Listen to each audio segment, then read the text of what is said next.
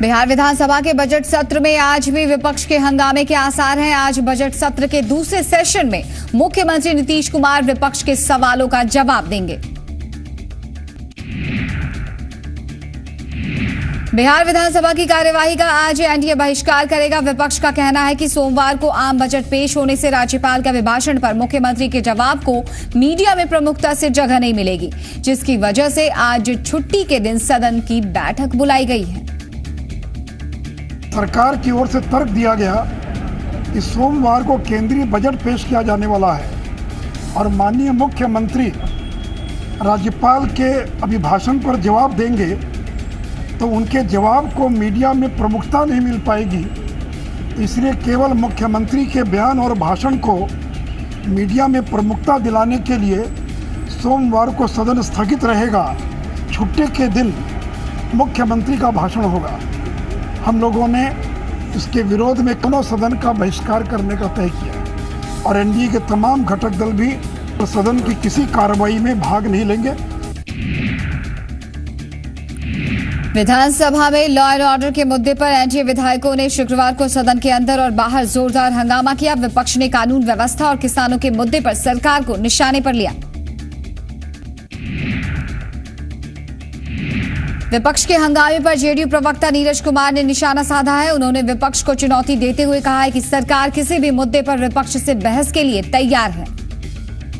परखच उखाड़ देंगे, सदन के अंदर बहस के लिए भाजपा तैयार हो।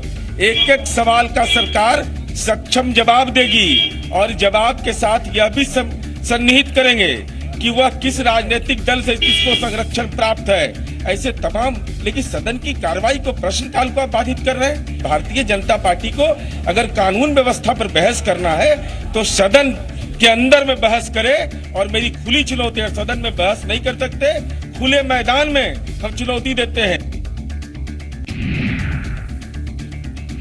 आरजेडी नेता और पूर्व मुख्यमंत्री राबड़ी देवी ने बीजेपी विधायकों के हंगामे पर निशाना साधा। उन्होंने हंगामे की निंदा की और कहा कि बिहार में मंगल राज है जबकि केंद्र में जंगल राज। तो चलने देना चाहिए, सब मिल के सदन चलावे, सदन में अपना बात उठावे रखे कि हंगामा करके लोग कर रहा है। देश के लोग भी देख रहा है, बिहार के जनता भी देख रही है। अपराध तो पूरे देश भर में है। केंद्र में जंगल राज है, बिहार में जंगल राज नहीं है। शुक्रवार को वित्त मंत्री अब्दुल बारी सिद्दीकी ने बिहार विधानसभा में साल 2016-17 का बजट पेश किया। करीब 1,45,000 करोड़ रुपए के बजट में सीएम के 7 निश्चय को प्राथमिकता दी गई है। बजट में शिक्षा पर खास जोर दिया गया है। बजट में शिक्षा विभाग को 21,897 करोड़ रुपए आवंटित किए गए हैं। मरहूम निदा फाजली साहब का एक शेर है, घर से मस्जिद है बहुत दूर, चलो यूं करें किसी रोते हुए बच्चों को हंसाया जाए।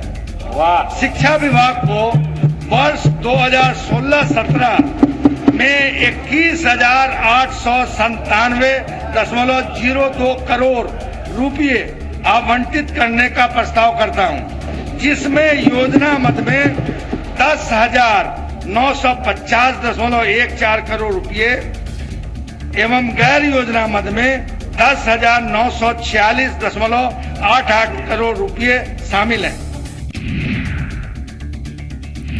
बजट में यूथ को रोजगार देने पर जोर दिया गया है। हर जिले में रोजगार प्रशिक्षण केंद्र की स्थापना की जाएगी। राज्य के सभी जिलों में पंजीकरण एवं आधुनिक रोजगार परामर्श केंद्रों को स्थापित कर युवाओं को भाषा, हिंदी, अंग्रेजी एवं संवाद कौशल, बुनियादी कंप्यूटर ज्ञान एवं अन्य कौशल प्रदान कर रोजगार के विभिन्न अवसरों से अवगत कराया जाएगा।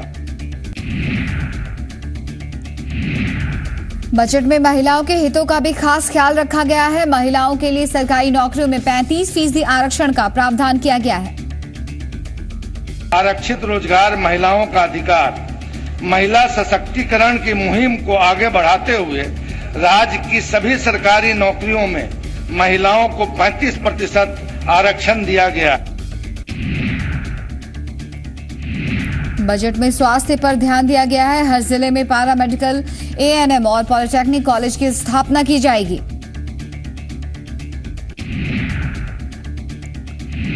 वहीं हर घर में शुद्ध पेयजल मुहैया कराने के साथ साथ शौचालय निर्माण का लक्ष्य भी रखा गया है। सभी गांवों एवं शहरों में गली नाली का निर्माण कराया जाएगा। 6 शौचालय निर्माण, घर का सम्मान। खुले शौच से मुक्त, स्वस्थ एवं स्वच्छ बिहार के लिए हर घर शौचालय की व्यवस्था की जाएगी। वहीं बजट में 2 साल में हर गांव में बिजली पहुंचाने की बात कही गई। 2 वर्षों में बचे हुए सभी गांव और बसावटों का विद्युतीकरण पूर्ण कराया जाएगा। सरकार अपने संसाधनों की मदद से सभी घरों तक बिजली का कनेक्शन सुनिश्चित कराएगी। साथ ही बिजली की उपलब्धता से राज्य में हर घर तक निरंतर बिजली की आपूर्ति के सपने को साकार किया जाएगा। बजट में कृषि के विकास को भी प्राथमिकता दी गई। कृषि विभाग को 2718 करोड़ रुपए आवंटित किए गए। वहीं वित्त मंत्री ने पीएम मोदी के बिहार को दिए गए पैकेज पर सवाल उठाया। उन्होंने केंद्र के 1,25,000 करोड़ के पैकेज को छलावा बताया है।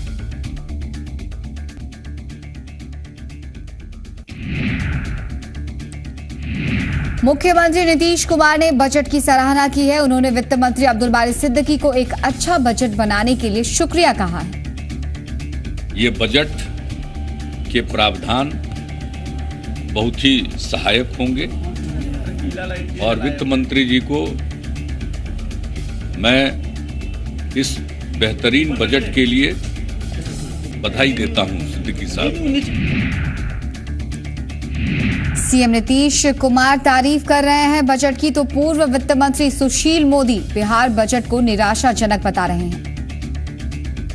इस बजट से इनके 7 निश्चय 25 साल में भी और पूरे नहीं होंगे और से इस बजट से घोर निराशा हुई है।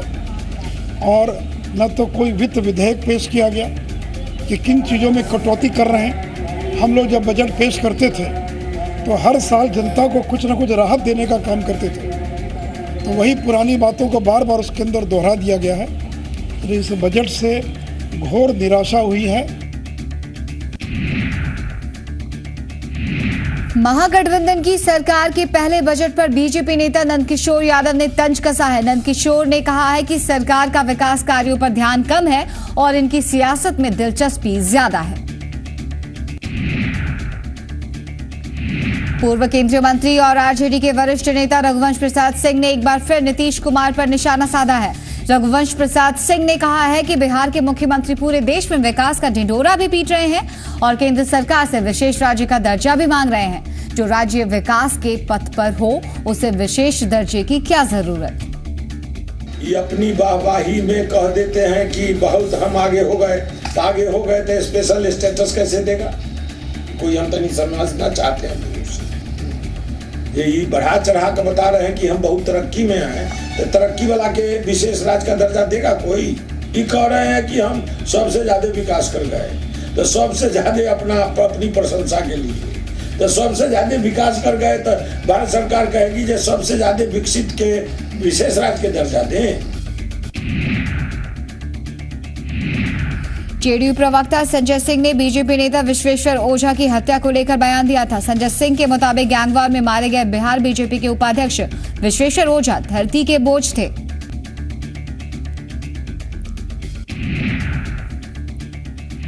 जेडीयू प्रवक्ता संजय सिंह के बयान पर बीजेपी नेता सुशील मोदी ने तीखा पलटवार किया है। मोदी ने रेप आरोपी विधायक राजवल्लभ यादव के बहाने मुख्यमंत्री नीतीश कुमार और आरजेडी अध्यक्ष लालू प्रसाद यादव पर भी हमला बोला। पटना के एसके मेमोरियल हॉल में आज सहकारिता सम्मेलन मनाया जाएगा। मुख्यमंत्री नीतीश कुमार और डिप्टी सीएम तेजस्वी यादव सम्मेलन का उद्घाटन करेंगे। कार्यक्रम में केंद्रीय कृषि मंत्री राधा मोहन सिंह और लालू प्रसाद यादव भी शिरकत करेंगे। नाबालिग से रेप के आरोपी विधायक राजवल्लभ यादव अभी तक फरार है। राजवल्लभ की गिरफ्तारी की मांग को लेकर बीजेपी की महिला इकाई का आज सभी जिलों में धरना और प्रदर्शन का कार्यक्रम है। रेप मामले में घिरे आरजेडी विधायक राजवल्लभ यादव के नवादा जिले के इंग्लिश गांव में मौजूद घर की फॉरेंसिक टीम ने तलाशी ली। आरजेडी विधायक राजवल्लभ यादव कई दिनों से फरार हैं। वहीं नाबालिग रेप मामले में सुलेखा समेत 4 महिला आरोपियों को 14 दिनों के लिए जेल भेज दिया गया है। सुलेखा देवी पर छात्रा को विधायक के पास ले जाने का आरोप है। पुलिस ने सुलेखा देवी की मां और बेटी को जेल भेज दिया है। बक्सर में बेखौफ अपराधियों ने गोपाल यादव नाम के शख्स की गोली मारकर हत्या कर दी। पूर्व वार्ड सदस्य के भाई गोपाल यादव नगर थाने के बुधनपुरवा के रहने वाले थे। हत्या के बाद आक्रोशित परिजनों और स्थानीय लोगों ने जमकर हंगामा किया और घंटों शव को नहीं उठाने दिया। काफी समझाने के बाद लोगों का गुस्सा शांत हुआ। पूर्णिया के भगवानपुर गांव में एक महिला की पीटकर हत्या करने का मामला सामने आया है। पुलिस के मुताबिक मृतक अरुणा देवी की हत्या उसके पति ने ही की है। दरअसल मृतक के पति ने दूसरी शादी रचाई थी, जिसको लेकर दोनों के बीच हमेशा लड़ाई होती थी। इसी बात को लेकर बबलू मंडल ने रास्ते से हटाने के लिए अरुणा देवी को लाठी से पीटकर मौत के घाट उतार दिया।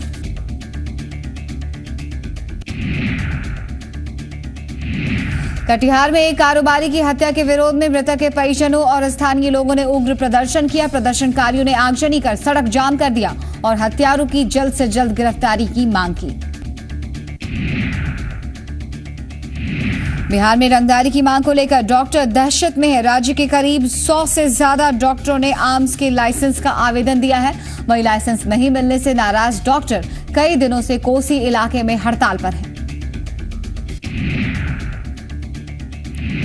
पूर्णिया के जलालगढ़ में शादी के नाम पर युवती से शोषण का मामला सामने आया है। पीड़ित ने डीआईजी से इंसाफ की गुहार लगाई है। पीड़ित के मुताबिक जब वो प्रेग्नेंट हो गई तो युवक ने शादी करने से इनकार कर दिया।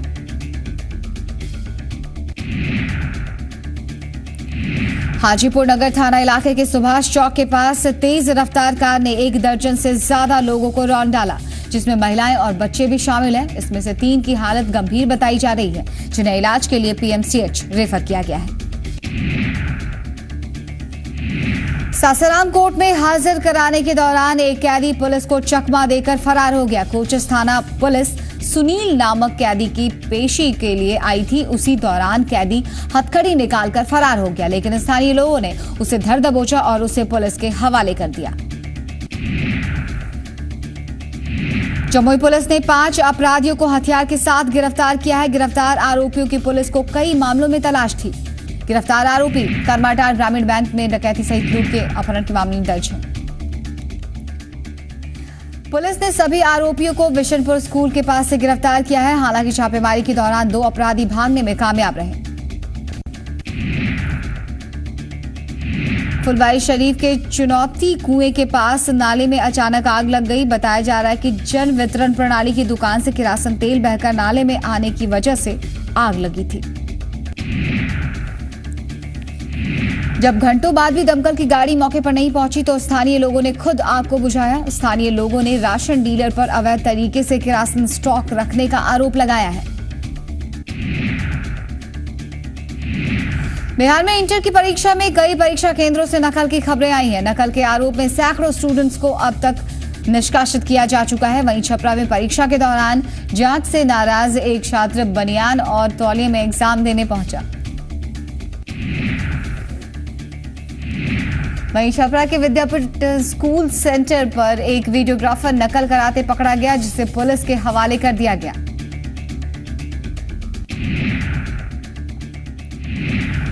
नवादा में इंटर की परीक्षा के दौरान केंदुआ परीक्षा केंद्र पर जमकर हंगामा हुआ। दरअसल परीक्षा के दौरान एक छात्रा बेहोश हो गई।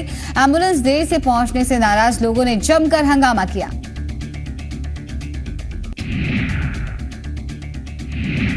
हंगामा कर रहे लोगों पर पुलिस ने लाठीचार्ज भी किया। वहीं एसडीएम के मुताबिक परीक्षा में नकल पर रोक से नाराज असामाजिक तत्वों ने हंगामा किया था।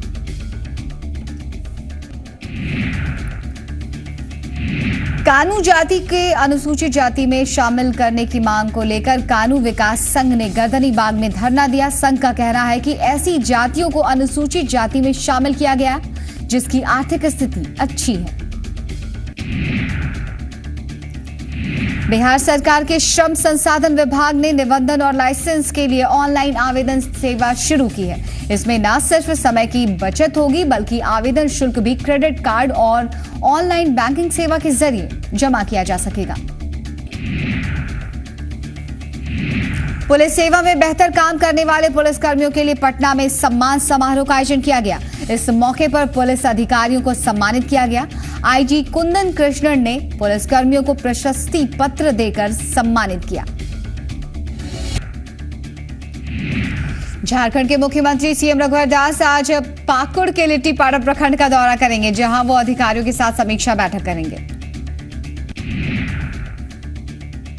झारखंड विधानसभा में शुक्रवार को जेपीएससी मामले को लेकर विपक्ष के विधायकों ने हंगामा किया। हंगामे के कारण प्रश्नकाल पूरी तरह से बाधित रहा। झारखंड विधानसभा में जेपीएससी परीक्षा रद्द करने के मुद्दे के साथ स्थानीय नीति और संविदा पर डीडीसी की नियुक्ति करने का मुद्दा भी छाया रहा। पूर्व सीएम हेमंत सोरेन ने कहा है कि बार बार आश्वासन देने के बाद भी सरकार ने इस संबंध में कुछ भी नहीं किया। मुख्यमंत्री रघुवर दास ने कहा है कि विपक्ष सिर्फ घड़ियाली आंसू बहा रहा है। वहीं संसदीय कार्य मंत्री ने कहा है कि जेपीएससी ने कोर्ट से अनुमति के बाद ही रिजल्ट जारी किया है।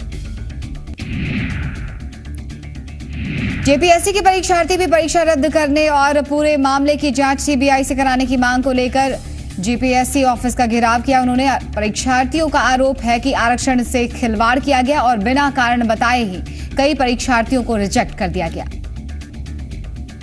और सर 5th में सर 3 सीट आरक्षण का रहते हुए हमें छाट दिया गया है। सर ये बात करते हैं कोटिवार आरक्षण का सर, तो सर यूपीएससी हो या सुप्रीम कोर्ट हो, ये सभी कुल सीट का 3% आरक्षण देने की बात करती है। वहीं आज हमारे झारखंड जैसे समाज में हम जैसे विकलांगों की उपेक्षा किए जा रहे हैं। तो बताइए श्रीमान, हम अध्यक्ष महोदय के पास गुहार लगाएं या फिर रघुवर दास के पास हम गुहार लगाएं? जमशेदपुर से सटे सरायकेला खरसावा में अपराधियों ने एक शख्स की गोली मारकर हत्या कर दी। वारदात गमरिया थाना के सालडी इलाके में हुई है। मृतक का नाम दशमत टुंडू बताया जा रहा है। पुलिस ने जमीन विवाद की वजह से हत्या की आशंका जताई है। परिजनों के बयान के आधार पर पुलिस ने एक आरोपी को गिरफ्तार किया है। मैट्रिक की परीक्षा में फेल होने के डर से धनबाद की एक छात्रा ने खुदकुशी कर ली। घटना निरसा थाना इलाके के विद्यानगर कॉलोनी की है। कोडरमा में आज राज्य के पहले ग्राम न्यायालय का उद्घाटन होगा। दरअसल सुप्रीम कोर्ट के निर्देश पर राज्य में 6 ग्राम न्यायालय की स्थापना की जानी है, जिसमें पहला ग्राम न्यायालय कोडरमा के झुमरी तिलैया में खुलेगा। इस न्यायालय में सिविल और क्रिमिनल दोनों तरह के मामलों की सुनवाई होगी। मध्य प्रदेश विधानसभा सचिवालय में साल 1993 से 2003 के बीच फर्जी अपॉइंटमेंट के मामले में दिग्विजय सिंह के खिलाफ वारंट जारी हुआ है। शुक्रवार को सुनवाई के दौरान वो जिला कोर्ट में मौजूद नहीं थे, इसलिए अब उन्हें कोर्ट में बॉन्ड भरकर बेल नहीं लेनी होगी।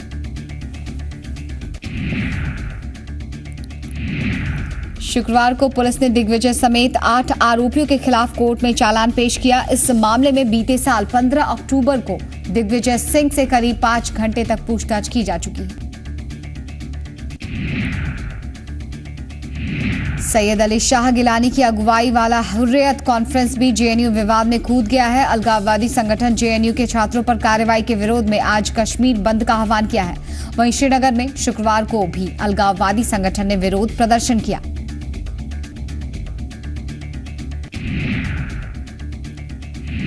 एशिया कप में भारत पाकिस्तान के बीच आज हाई वोल्टेज मुकाबला है। मीरपुर स्टेडियम में शाम 7 बजे यह मैच खेला जाएगा।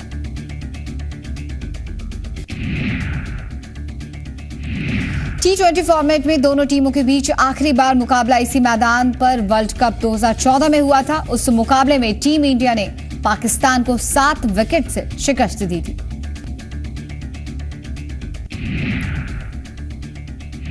एशिया कप में दोनों देशों के बीच अब तक 10 मुकाबले हुए और दोनों टीमों ने 5-5 मैच जीते। भारत ने 5 बार और पाकिस्तान ने 2 बार एशिया कप जीता है। पाकिस्तान टीम के कप्तान शाहिद अफरीदी ने कहा है कि ये मुकाबला भारतीय बल्लेबाज बनाम पाकिस्तान के तेज गेंदबाज के बीच है।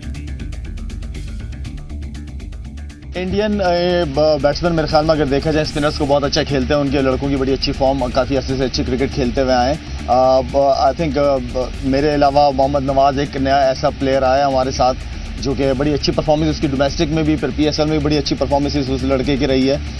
फास्ट बॉलर हमारे अच्छे फॉर्म में, चाहे आमिर हो, चाहे वहाब हो, मोहम्मद इरफान हो, ये अच्छे शेप में नज़र आ रहे हैं। तो आई नो कि उनकी बैटिंग स्ट्रांग है, लेकिन हमें हमारी बॉलिंग स्ट्रेंथ भी बहुत अच्छी है, तो उम्मीद करता हूँ कि अच्छे रिजल्ट आएंगे।